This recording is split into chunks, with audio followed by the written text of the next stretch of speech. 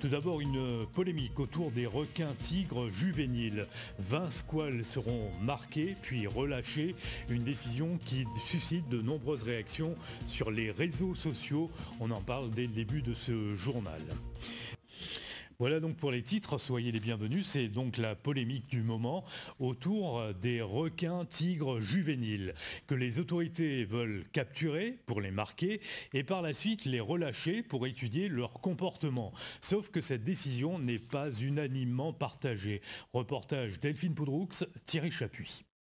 Des requins-tigres de moins de 2,50 m, plus question pour l'État de les pêcher autour de la Réunion. Jusqu'ici, il l'était dans le cadre des pêches préventives engagées face au risque requin. La décision vient d'être prise par le Centre Sécurité Requin de Lille. Il s'est avéré que depuis 2011, donc le début de la crise, la grosse crise de requins, il y a eu une seule attaque due à un requin-tigre et celui-ci faisait plus de 3,50 m. Donc un requin-tigre très important. Et aucun requin de tigre de moins de 2,50 m n'a été impliqué dans une attaque depuis le début de cette crise, de cette malheureuse crise. Aux abords des plages, s'il faut tout faire pour protéger les Réunionnais des attaques de requins, pas question pour l'État de mettre à mal la biodiversité. Et ce n'est pas les scientifiques qui diront le contraire. Il y a quasiment aucun risque de se faire attaquer aujourd'hui par un requin-tigre de moins de 2,50 m. Par les individus plus gros, il y a eu quelques attaques dans le passé, très peu.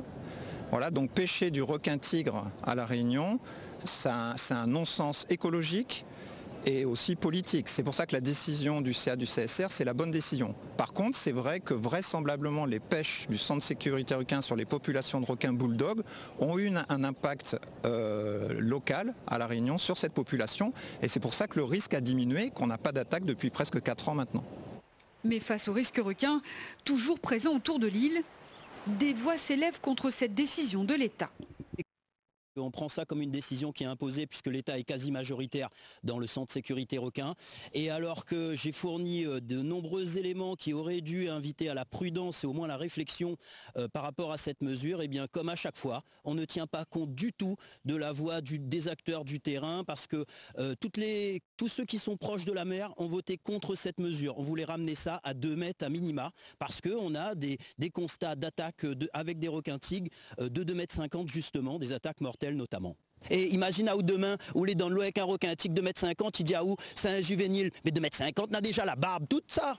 Sur les spots de surf, comme ici à Trois-Bassins, les premiers concernés par les attaques de requins, les surfeurs, préfèrent rester loin de tout engagement politique et de toute polémique. Pour autant, difficile pour eux d'ignorer les statistiques scientifiques sur les requins-tigres de moins de 2,50 m. S'ils ne sont pas dangereux pour les surfeurs ou pour l'homme, autant qu'ils restent dans l'eau, qu'ils ne soient pas tués. Après plus de 10 ans de crise requin à La Réunion, 4 ans sans attaque, les surfeurs n'ont qu'une seule préoccupation, pouvoir glisser sur la vague en toute tranquillité, en toute sécurité et le plus rapidement possible sur tous les spots, grâce à un déploiement plus large des surveillances Vigirequins. Et en tout, 20 requins-tigres de moins de 2,50 m seront marqués pour ce programme d'observation scientifique.